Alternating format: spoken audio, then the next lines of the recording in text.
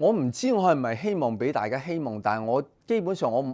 諗我唔會拍嗰啲絕望嘅戲啊，因為我哋現實裏面見得太多啦，甚至唔係見，感受得太多啦，甚至嗰啲絕望嘅戲我係唔會睇添㗎啦，我已經，因為人生太勁啦，本身太即係你如果睇呢樣嘢，你睇人生啦，你睇報紙，你睇咩啦，真係已經太勁啦，對我嚟講，所以。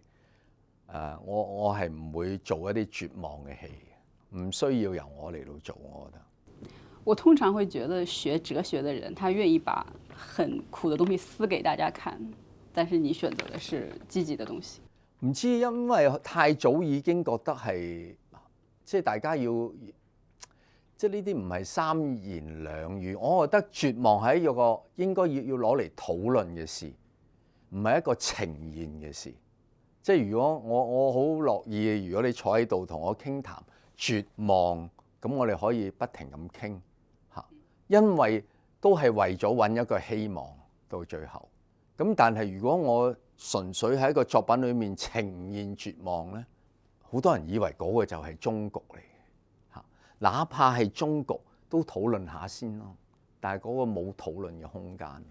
我贊成有一句説話，樂觀係錯都好過你悲觀係啱。